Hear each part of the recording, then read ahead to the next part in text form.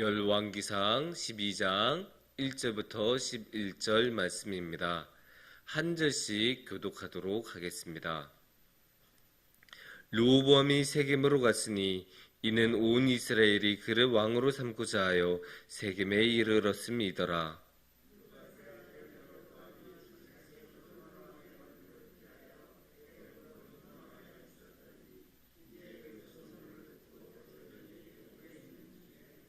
무리가 사람을 보내 그를 불렀더라. 여로보암과 이스라엘의 온 회중이 와서 르호보암에게 말하여 이르되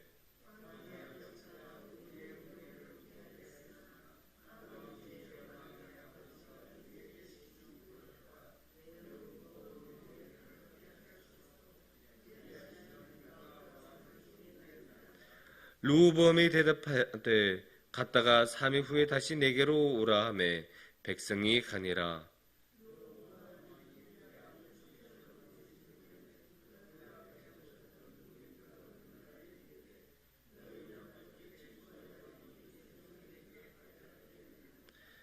대답하여 이르되 왕이 만일 오늘 이 백성을 섬기는 자가 되어 그들을 섬기고 좋은 말로 대답하여 이르시면 그들이 영원히 왕의 종이 되리다 하나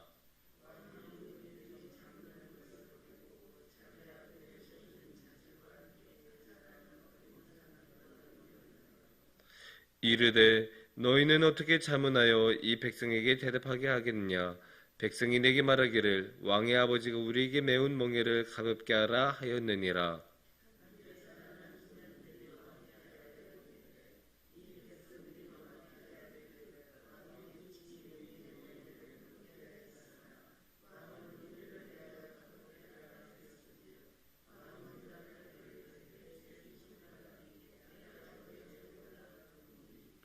내 아버지께서 다 함께 봉독하겠습니다.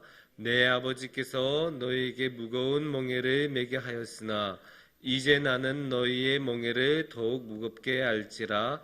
내 아버지는 채찍으로 너희를 징계하였으나 나는 전갈 채찍으로 너희를 징계하리라 하소서. 아멘. 우리는 살아가면서 수많은 결정을 내리면서 살아갑니다. 여기 우리가 이렇게 함께 예배드린 것조차도 어쩌면 하나의 선택이라고 볼 수도 있고, 또 하다못해 아주 작은 오늘 점심에 짜장면을 먹을까 짬뽕을 먹을까 같은 아주 작은 선택으로부터 내가 어느 집에 살고 어느 지역에 가서 집을 구입할까, 전세로 살까, 월세로 살까 같은 큰 결정까지 우리는 아주 많은 결정을 내리면서 살아갑니다. 물론 짜장면을 먹을까 짬뽕을 먹을까와 같은 아주 작은 결정들은 사소한 결정들이어서 그냥 어느 정도 우리가 빨리 결정하고 넘어가지만, 어느 지역에 집을 살까 같은 경우는 우리의 삶에 지대한 영향을 많이 미치기 때문에 우리는 그런 결정들을 아주 신중하게 내리고는 합니다. 당연히 그런 결정들은 잘 내려야겠죠. 우리 삶에 큰 영향을 미치니까요. 그러면 당연히 그런 결정들을 잘 내려야 되지 않겠습니까? 그래서 우리는 아주 많은 생각을 하면서 그런 결정을 내려야 하겠습니다. 그래서 오늘의 말씀을 보면 그런 결정을 내릴 때 참고가 될 만한 그런 말씀이라고 할 수 있습니다. 그래서 오늘 말씀을 보면서 결정을 내릴 때 어떻게 해야 될까를 한번 같이 생각을 해봤으면 좋겠습니다. 오늘의 말씀은 어떤 말씀이냐? 오늘의 말씀은 르호보암 왕의 이야기를 담고 있습니다. 르호보암 왕의 이야기 중에서 솔로몬이 이 세상을 떠난 직후의 모습입니다. 그래서 이제 르호보암이 솔로몬의 아들로서 왕의 등극을 하는 순간입니다. 그게 1절에 그렇게 나와 있습니다. 1절을 보면 르호보암이 세겜으로 갔으니 이는 온 이스라엘이 그를 왕으로 삼고자 하여 세겜에 이르렀음이더라. 이렇게 말씀하고 있습니다. 그러니까 오늘의 말씀 1절은 왕의 즉위식, 딱 왕으로 등극하는 순간입니다. 온 이스라엘 백성들은 르호보암이 왕이 되는 것에 대해서 이견이 없었어요. 그러니까 딱 와서 세겜으로 와라 하면서 이제 즉위식을 같이 한 거죠. 근데 이렇게 왕이 딱 즉위를 하는 순간에 당연히 뭐 행사도 열심히 하고 그렇게 했겠죠. 그렇게 다 한 다음에 백성들이 모여서 르호보암 임금님 우리가 할 말이 있습니다. 딱 하고 말을 전한 게 오늘의 사건이라고 할 수 있습니다. 그러면 오늘의 말씀에서는 어떤 말씀을 이 백성들이 하냐? 4절을 보면 알 수 있습니다. 왕의 아버지가 우리의 멍에를 무겁게 하였으나 왕은 이제 왕의 아버지가 우리에게 시킨 고역과 매운 무거운 멍에를 가볍게 하소서. 그리하시면 우리가 왕을 섬기겠나이다. 이렇게 말씀을 전하고 있어요. 그러니까 어떤 내용일까요 이게?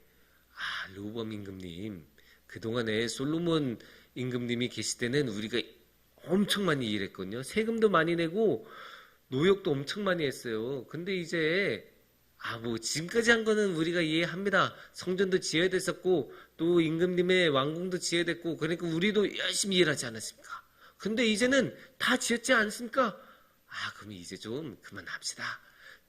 이제 조금만 적게 일합시다. 그렇게 말하는 장면이라고 보시면 돼요. 그래서 그렇게 민원이 딱 들어왔을 때 이제 임금은 결정을 내려줘야 되지 않겠습니까? 근데 이제 곧바로 결정을 내리기에는 이게 큰 문제이니까 한번 생각해 볼게 라고 말하는 게 5절 말씀입니다. 그래서 5절 말씀에서는 이렇게 말씀하고 있죠. 르호보암이 대답하되 갔다가 3일 후에 다시 내게로 오라 하매 백성이 가니라. 오케이. 무슨 말인지 내가 알겠어. 내가 조금 더 고민해 볼 테니까 3일 뒤에 다시 오세요. 이렇게 대답을 한 거예요. 조금 더 이제 생각할 시간은 번 거죠. 그리고 이제 결정은 내려야 되는 거예요. 근데 여기서 결정이란 것은 사실 간단해요. 그렇게 해줄게. 예라고 말한 거하고 아니야 안 돼. 아니요라고 말한 거하고 둘 중 하나밖에 없어요. 여기는 예, 아니요. 어떤 결정을 내릴까? 하지만 이거는 나라 전체를 운영하는 것에 관한 문제이기 때문에 굉장히 큰 문제라고 할 수 있죠. 그런 큰 문제를 어떻게 결정해야 될까? 이제 르호보암은 고민을 하는 거예요. 르호보암은 고민하면서 이 큰 문제를 어떻게 결정하느냐? 그 뒤에 읽어보면 나오죠. 사람들에게 조언을 구합니다. 첫 번째 무리는 어떻게 이야기를 하나요? 노인들이라고 나오는데 이 사람들은 그렇게 하시죠. 그동안에 저분들이 고생을 많이 했으니까 좋은 말 이렇게 딱 덕담 조금 건네주시면서 그만 그렇게 안 해도 돼.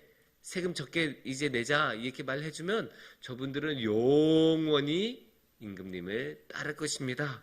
그런 식으로 이제 대답을 하죠. 7절에 이제 그렇게 이야기를 하고 있고.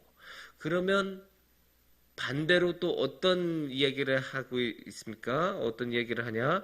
11절 같은 데 보면 이런 식으로 말씀하고 있죠. 11절에서는 내 아버지께서 너희에게 무거운 멍에를 매게 하였으나 이제 나는 너희의 멍에를 더욱 무겁게 할지라. 내 아버지는 채찍으로 너희를 징계하였으나 나는 전갈 채찍으로 너희를 징계하리라 하소서. 하소서라는 말로 보면 이게 르호보암이 직접 한 말이 아니라 그렇게 하세요라고 말을 하는 거죠. 이렇게 조언을 한 거예요. 다른 한 무리는 어떤 한 무리냐? 8절을 보면 함께 자라난 어린 사람들과 의논하여라고 나옵니다. 그러니까 르호보암하고 같이 자라난 새로운 세대죠. 솔로몬하고 함께 오래 정치 생활을 하고 통치를 같이 경험했던 사람은 이제는 좀 풀어줄 타이밍입니다. 이렇게 설명해 준 거고 르호보암하고 같이 자라난 새로운 세대는 어떻게 말하냐? 지금 놓치면 안 돼요. 이제 지금 꽉 잡아야 저 사람들이 임금님을 무시하지 않고 쭉 평안하게 통치를 하는 것입니다. 그러니까 나는 솔로몬 나의 아버지보다 더 센 캐릭이다.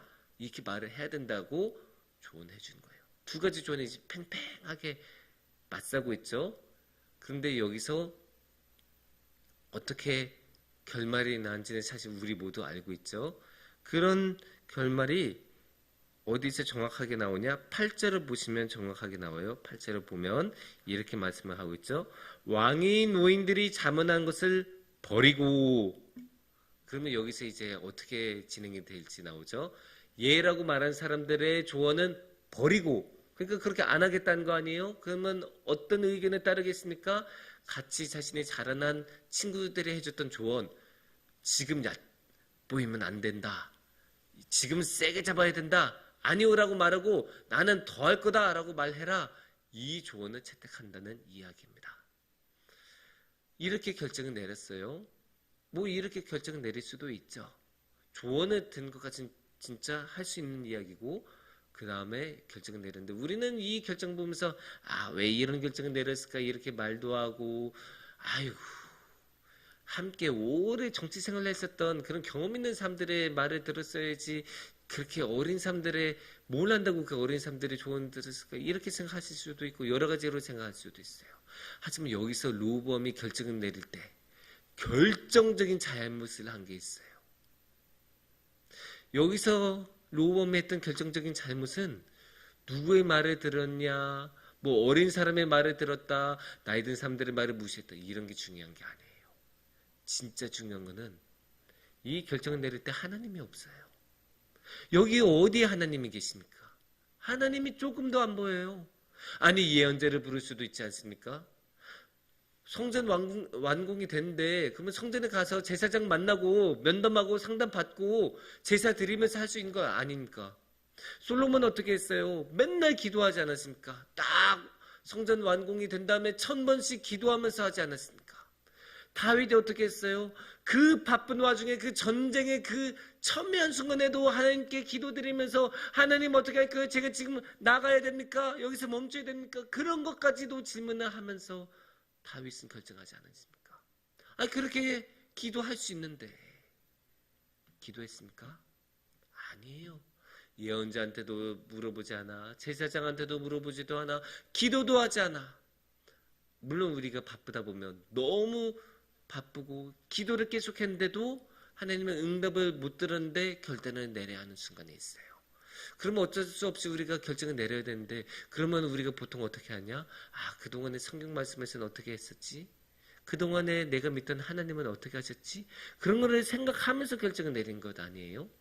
그러니까 우리가 여기서 르호보암의 기도를 그렇게 충분하게 못하고 하나님의 말씀을 듣지 못하는 상황이었었다고 하더라도 최소한 이렇게 할 수는 있어요. 하나님의 원리 원칙대로 할 수는 있어요. 그러니까 어떻게 하느냐? 하나님께서 그동안 어떻게 했었지? 이웃을 사랑하라고 했었는데 내 백성이 내 이웃이니까 좀 잘해줘야겠다. 사랑해야겠다.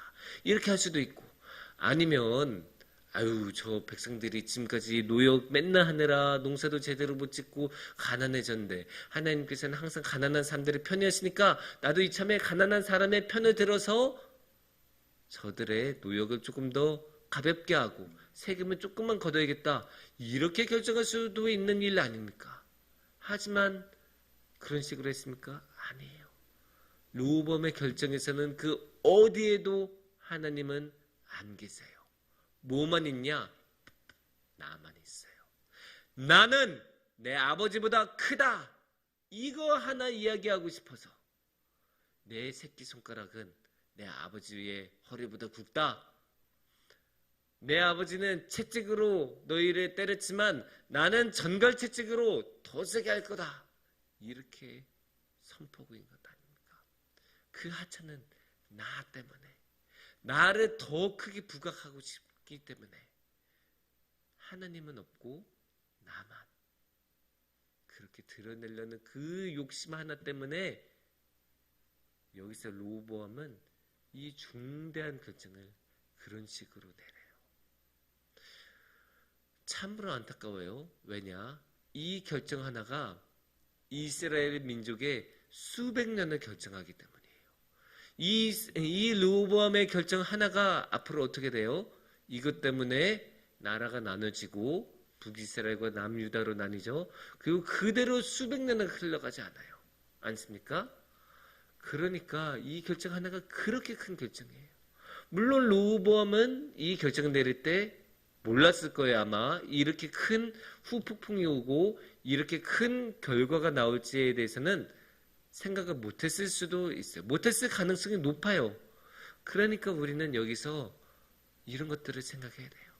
지금 내가 그렇게 중요하다고 생각하지 않는 이 결단 하나가 엄청나게 큰 결과를 가지고 올 수 있구나.